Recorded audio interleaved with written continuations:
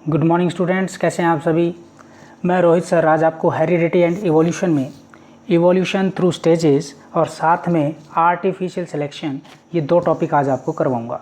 आप मेरे वीडियो को शुरू से लेकर लास्ट तक ज़रूर देखें और आपको बहुत सारे ऐसे इंपॉर्टेंट टर्म्स मिलेंगी जो आपके कॉम्पिटिटिव एग्ज़ाम में पूछी जाती हैं, जो आपके बिल्कुल सहायक रहेंगी और आप अच्छे से अच्छे स्कोर कर पाएंगे। चलिए बिना देर किए हुए अब हम स्टार्ट करते हैं। जो हमारा पहला जो टॉपिक है यहाँ पर वो है इवोल्यूशन थ्रू स्टेजेस। आपने देखा होगा कि evolution of complex organs and thus of complex organisms has happened in stages, कि आज के समय जितने भी जो कॉम्प्लेक्स ऑर्गन्स नज़र आते हैं कॉम्प्लेक्स ऑर्गेनिजम्स के अंदर, वो सभी के सभी सिंपल ऑर्गन और सिंपल ऑर्गेनिजम्स के द्वारा ही बने हैं। उनकी जेनेटिक मटेरियल के अंदर चेंजेस आने के कारण ही नए नए ऑर्गेनिजम्स क्या है बनते चले गए, लेकिन वो बहुत ही ज़्यादा कॉम्प्लेक्स थे। उनका स्ट्रक्चर कॉम्प्लेक्स हो गया था, उसमें बहुत सारी चीज़ें हमें देखने को मिली थी।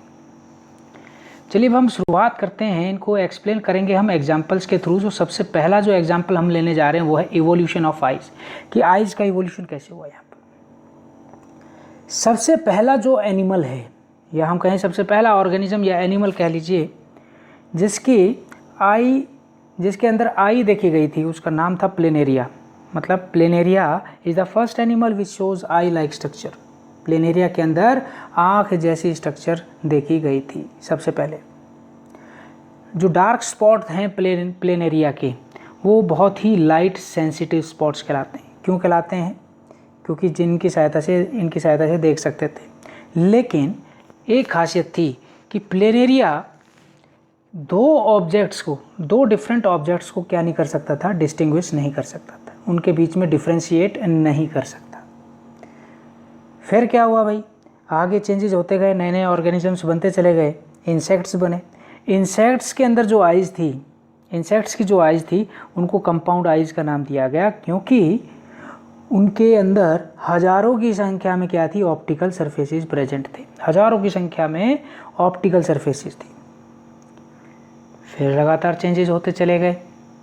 लगातार चेंजेस होने के कारण हायर एनिमल्स में आइज़ को देखा गया तो उनको बहुत ही सिंपल करार दिया गया, मतलब सिंपल आइज़। क्यों?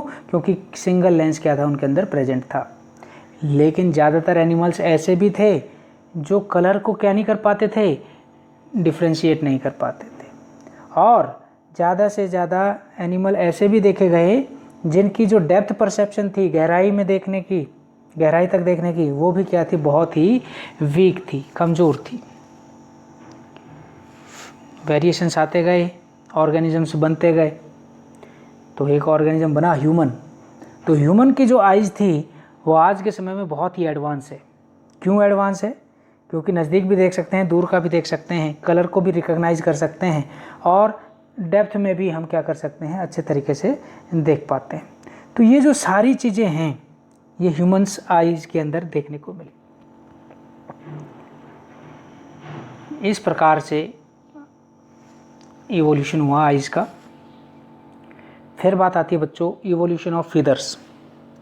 फीदर्स, ये इंपॉर्टेंट क्वेश्चन है, सीबीएसई बोर्ड में ये क्वेश्चन आया हुआ था। ज़्यादातर बच्चे कंफ्यूज हो गए क्योंकि क्वेश्चन फीचर्स लिखा हुआ था, तो फीचर्स की जगह वहाँ पर फीदर्स लिखा जाना था। तो इवोल्यूशन ऑफ फीदर्स क्या है? बर्ड्स, आप सभी को पता है, बर्ड्स क्या करते हैं, फीदर्स का उपयोग करते हैं उड़ने के लिए। बाकी सारे ऑर्गेनिजम्स तो ऐसा नहीं करते, केवल बर्ड्स के पास ही है। लेकिन कहा जाता है पहले के जो ऑर्गेनिजम्स थे उनके फीदर्स प्रेजेंट थे, लेकिन वो उनका उपयोग उड़ने के लिए नहीं किया करते थे। तो किस में करते थे? वो उड़ने के लिए तो नहीं किया करते थे, लेकिन आपको मैं बता दूं यहाँ पर, वो फीदर्स का उपयोग ठंड से बचने के लिए किया करते थे। मतलब कोल्ड वेदर से बचने के लिए क्या किया करते थे, बचने का काम किया करते थे फीदर्स की सहायता से। लेकिन साइंटिस्ट ने क्या किया, डिस्कवर किया, डायनासोर का क्या किया, फॉसिल्स डिस्कवर किया, और उसके जो फीदर्स थे उसमें देखा गया उनके जो फीदर थे वो ठंड से बचने के लिए क्या करते थे, यूज़ करते थे। और डायनासोर बिलोंग किससे करते थे? डायनासोर बिलोंग करते थे रेप्टाइल से। तो इसका मतलब ये हुआ कि जो बर्ड्स हैं वो रेप्टाइल्स के थ्रू क्या हैं बने हैं। फिर बाद में बर्ड्स ने क्या किया, अडेप्ट किए, फिर अडेप्टेशन आई इनके अंदर और इन्होंने फीदर की सहायता से क्या है उड़ना स्टार्ट किया। तो आज के समय बर्ड्स क्या है फीदर की सहायता से उड़ते हैं, लेकिन ज़्यादातर ऐसे बर्ड्स भी हैं जो उड़ते नहीं हैं। तो आपने क्या देखा यहाँ पर, आपने देखा कि बर्ड्स ज़्यादा से ज़्यादा क्या करती हैं, फीदर्स का उपयोग करती हैं उड़ने के लिए। लेकिन पहले के समय में जो ऑर्गेनिजम्स थे उनके फीदर्स थे, लेकिन वो उनका उपयोग उड़ने में नहीं किया करते थे। वो उनका उपयोग केवल ठंड से बचने के लिए ही किया करते थे। बाद में साइंटिस्ट ने क्या किया, साइंटिस्ट ने डायनासोर के जो फॉसिल्स है उनको देखा और उनके आधार पे उन्होंने बताया कि डायनासोर्स के फीदर्स हुआ करते थे और ये फीदर्स की सहायता से क्या है ठंड से बचा करते थे। तो इससे ये मालूम चला कि जो डायनासोर है ये रेप्टाइल से क्या करता है, बिलोंग करता है। तो इसका मतलब जो बर्ड्स हैं वो रेप्टाइल्स के थ्रू क्या हैं बने हैं। बाद में बर्ड्स ने क्या किया, बर्ड्स में अडेप्टेशन आई और उन्होंने फिर फीदर्स का उपयोग उड़ने के लिए किया। तो ये तो था, आपको समझ में आ गई होगी ये बात कि किस प्रकार से इवोल्यूशन हुआ फीदर्स का। अब आती है बात नेक्स्ट, जो टॉपिक है हमारा, टॉपिक देख पा रहे होंगे अच्छे तरीके से, the evolution bye artificial selection. Artificial selection के तहत इवोल्यूशन मतलब नया स्पीसीज बनना। तो आर्टिफिशियल सिलेक्शन एक प्रोसेस है जिसमें ह्यूमंस क्या करते हैं, अपने डोमेस्टिक जो प्लांट्स हैं और एनिमल्स हैं उनकी क्वालिटी को इम्प्रूव कराने के लिए यूज़फुल ट्रेड्स को क्या करते हैं, सेलेक्ट करने का काम करते हैं और उनको इंसर्ट कराने का काम करते हैं, ताकि जो नई वैरायटीज़ हैं उनके अंदर ज़्यादा से ज़्यादा कंपोनेंट्स मिल सकें। तो यहाँ देख पा रहे होंगे आप सभी कि ह्यूमंस को क्या कहा गया है, एक प्रकार से पावरफुल एजेंट कहा गया है। You humans have been a powerful agent in modifying wild species, क्योंकि उन्होंने क्या किया, वाइल्ड स्पीसीज को मॉडिफाई किया और हमारी ज़रूरतों के आधार पर उनके अंदर चेंजेस किए। इस प्रोसेस को हम कहते हैं आर्टिफिशियल सिलेक्शन।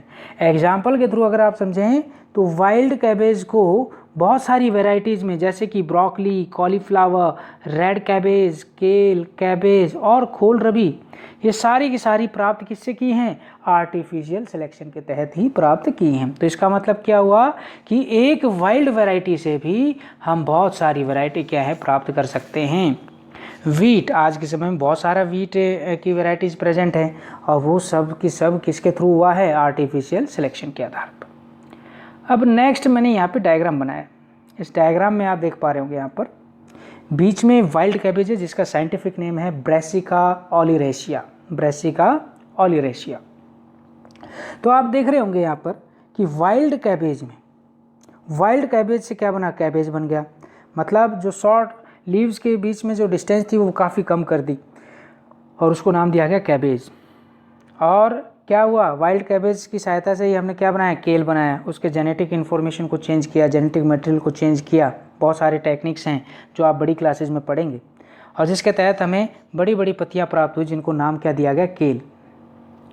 वहीं नेक्स्ट अगर हम देख पा रहे हैं यहाँ पर तो वाइल्ड कैबेज को, वाइल्ड कैबेज में जेनेटिक मटेरियल चेंज किया तो आपको फ्लावर जैसी स्ट्रक्चर नजर आई जिसको नाम दिया गया ब्रोकली, ग्रीन कलर की होती है।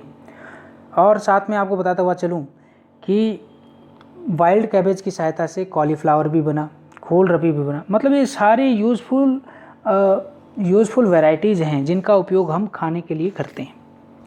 तो आज के लिए इतना ही काफ़ी है। आप इनको एक बार रिवाइज करें अच्छे तरीके से, मेरी वीडियो को कम से कम 2 या 3 बार ज़रूर देखें ताकि आपको ये जो टॉपिक है वो क्लियर हो जाए। और साथ में मैं आपको बताता हुआ चलूँ, जाते वक्त मैं 2 क्वेश्चंस आपको देता हुआ जा रहा हूँ यहाँ पर। सबसे पहला क्वेश्चन तो ये है कि उस एनिमल का नाम बताना है जिसके सबसे पहले आंखें देखी गई थी। ठीक है, नेम दोज ऑर्गेनिजम्स या those animals which have eyes. दूसरा क्वेश्चन ये है कि आपको बताना है कि what do you think about the artificial selection bye new example. In 2 example से नया एग्जाम्पल आपको देना है। मेरे कमेंट बॉक्स में ज़रूर डालें ये 2 क्वेश्चंस।